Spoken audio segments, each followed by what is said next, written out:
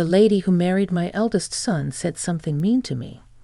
She said I didn't belong here because I only finished middle school and I'm living off a pension. She made me really angry, but before I could respond, my second son's wife interrupted, looking worried.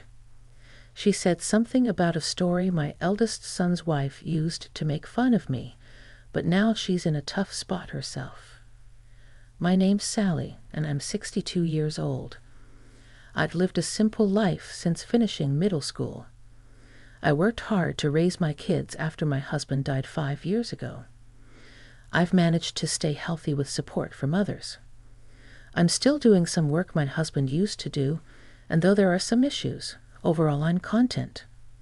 But something's been bothering me. "Hey there, I've got a delivery for you," I say to the delivery person at my door.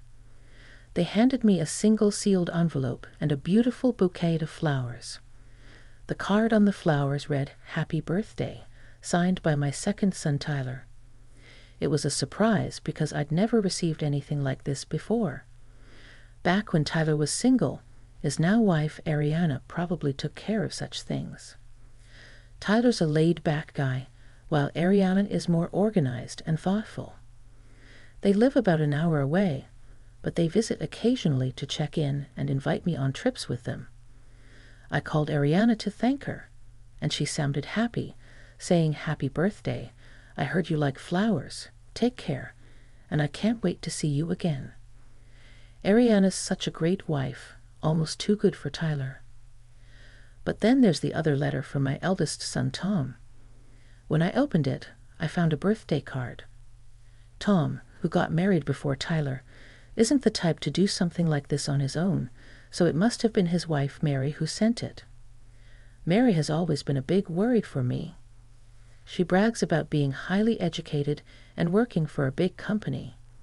She's got a strong personality and can be pretty snobby.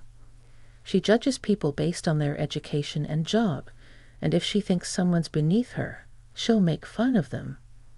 Since I only finished junior high school and have been working all my life, she looks down on me. I knew she didn't respect me from the start, but over time she's become even more arrogant. She'd show up at my house unannounced and expect me to cook for her, saying she was too tired from work. Sometimes she even asked me for money without telling my son Tom, who's also well off. Tom is like a husband to me, gentle and kind, so I tolerate Mary because she married him. But it hurts. I don't feel good about it. Still, she wished me a happy birthday, so I felt like I should at least thank her. That's why I decided to give her a call. I called Mary, and she sounded tired, saying she needed to keep it short because of work. I thanked her for the birthday card she sent me. She quickly acknowledged it, and then reminded me about an upcoming family dinner, telling me to dress nicely so she wouldn't be embarrassed. I agreed and said goodbye. She didn't even say congratulations, but that's just how Mary is, I thought to myself, feeling a bit disappointed. I wondered if there was anything I could do about the situation. A few weeks later, I had the chance to attend a dinner party with my relatives. It was for my niece's wedding. She's always been dear to me since she was little. She's a cousin of my sons Tom and Tyler. Since she wasn't having a big wedding, they decided to throw a dinner party to introduce her new husband to the family. Tom, Mary, Tyler, Ariana, and I were all invited. As we walked through the courtyard where the party was being held, I commented on the nice weather and how lovely my niece looked in her kimono. "You look great in your kimono, and it fits perfectly in this courtyard," I told her.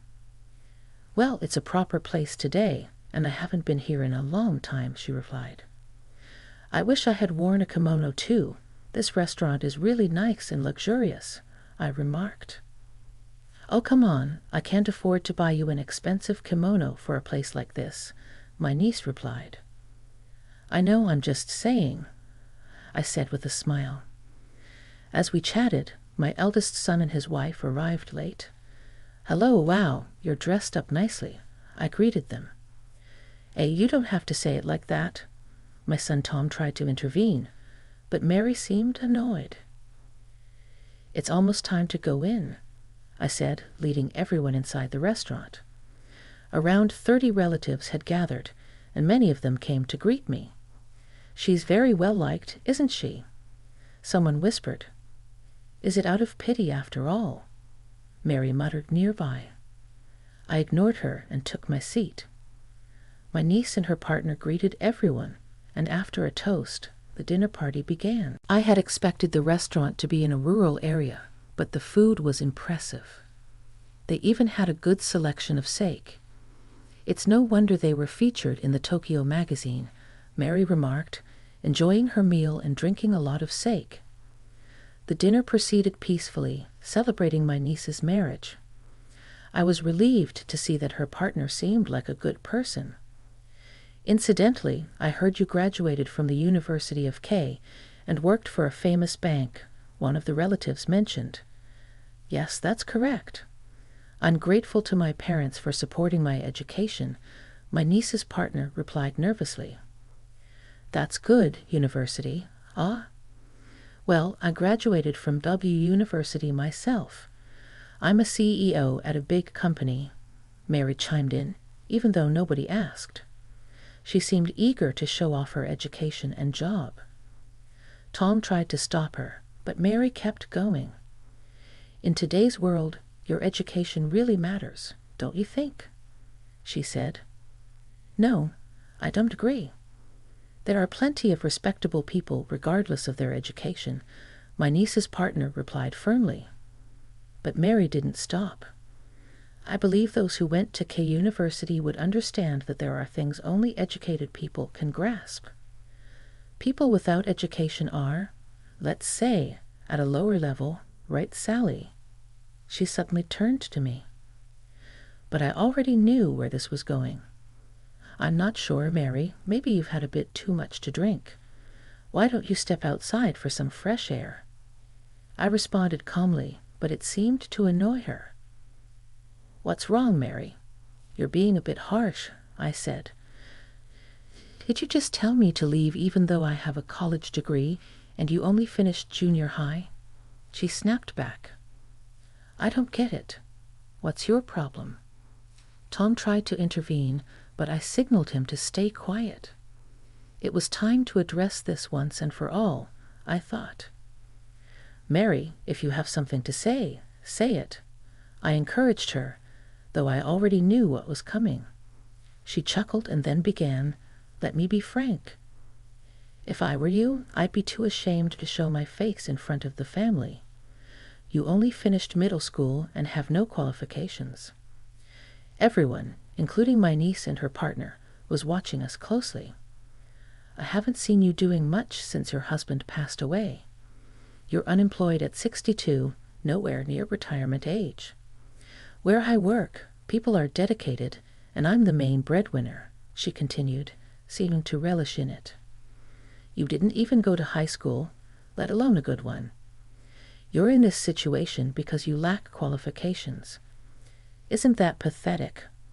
I definitely wouldn't want to end up like you, Aunt, though I don't have to worry since I work for a big company," she added, her words causing even the waitstaff to pause and listen. Then she dropped a bombshell. "Someone like you who only finished middle school doesn't belong here. It's embarrassing. You're just a poor person living off a pension. I don't want anything to do with you, so why don't you leave?" Mary's words pushed me over the edge. I had been trying to tolerate her arrogance, but I couldn't hold back my anger anymore.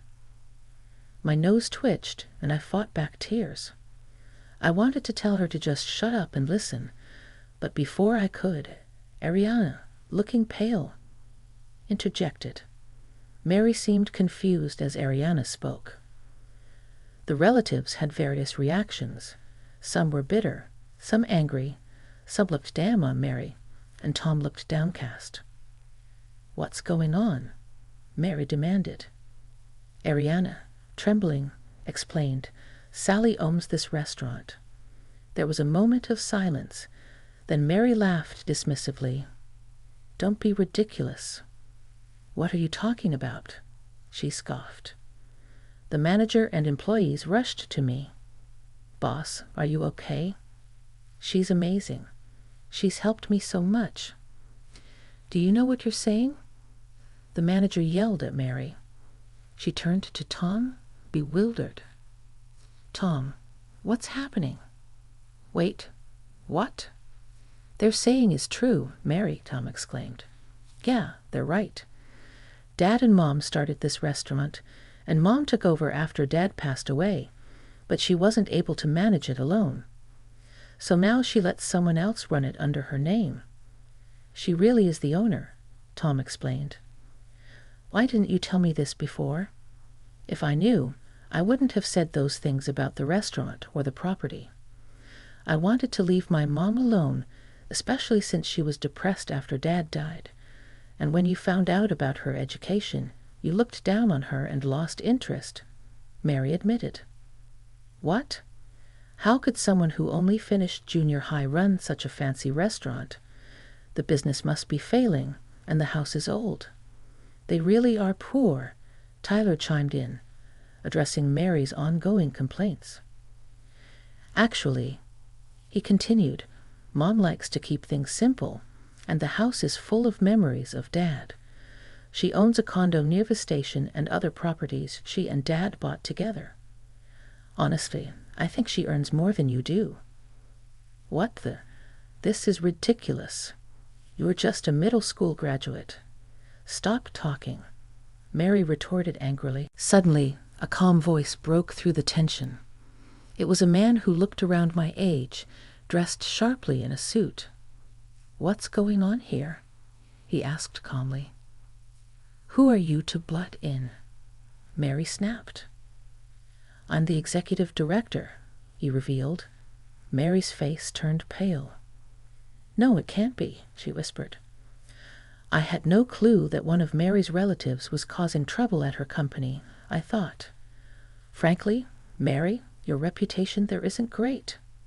I've heard you're overly critical of other employees and treat them differently based on their education levels. It's causing significant problems on projects," the executive director revealed, leaving Mary looking as if she might faint. "I'll look into this case, and I'll ensure my report against you is thoroughly examined.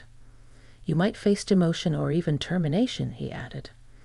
Mary looked like she was about to plead for mercy, but Tom stopped her, saying, "Enough, Mary. This wouldn't have happened if you'd been honest from the start. Do something about it, Mary." With a face burning red, Mary turned on Tom. "Fine, let's get a divorce then. You're always causing problems, even at such an important event. And now you're affecting work too. I can't be with you after the way you spoke to my mother who worked so hard to raise us," Tom responded calmly as I broke into tears. "Ty held me, and Ariana comforted me." Mary, feeling distressed, insisted, "I won't accept divorce or demotion." "This is ridiculous." The executive director intervened quietly. "You need to leave now." "I agree. This is an important occasion for us, and my aunt is a significant person. We don't want it spoiled. Please just go," my niece spoke firmly, watching the scene unfold. Mary was in disbelief and left the room, with the employees stunned by the turn of events. Tom apologized to everyone for his wife's behavior, bowing deeply. My niece reassured me, expressing her love and support, while Ariana leaned in to tell me she respected me. Tom also expressed his desire to divorce Mary, saying he'd be happier without her. I was taken aback by Tom's decision to divorce because of me, and I felt guilty, but Tom reassured me, apologizing for everything and promising to be more respectful to his parents. After we all calmed down, we finished the dinner without any further issues. A few months later, Tom and Mary divorced. Mary caused a scene and tried to seek alimony in family court, but her claim was unsuccessful. An internal investigation at her company revealed her problematic behavior, and she was transferred to a smaller branch office in another prefecture, effectively being demoted. Something unexpected happened when Tom announced his decision to take over the restaurant. I had never pressured my children to take over the family business, wanting them to pursue their passions, but deep down, I felt a bit sad at the thought of letting go of the special place my husband and I had built together. Tom approached me with a serious expression, saying, "Mom, that restaurant is filled with dads and your love and passion." I initially hesitated to take over because I didn't think I could handle it, so I worked for a restaurant chain instead. But seeing how much your employees love and respect you, I knew I wanted to protect the legacy you and Dad created. I thanked Tom warmly and reminded him that he had much to learn and study. I promised to guide and teach him well as he took on this new role. Tom began working with me at the restaurant, and I found myself busy once again, training him. A year later, on my 63rd birthday, as Tom and I waited outside our house, Tyler's car pulled up. Ariana stepped out, her voice full of joy, as she wished me a happy birthday. Tyler gently lifted their baby from the car seat, joining in the celebration. "Welcome all three of you," I greeted them warmly, finally getting to experience the joy of being a grandmother to my precious grandchildren. "It's time for me to fully commit to running the restaurant, and I look forward to serving delicious food for my niece's celebrations," Tom declared, his eyes shining with determination after his diligent training. As we celebrate today, I secretly wish for Tom to find someone special now that he's a fully fledged chef, I added, hoping for his happiness and success in both his personal and professional life.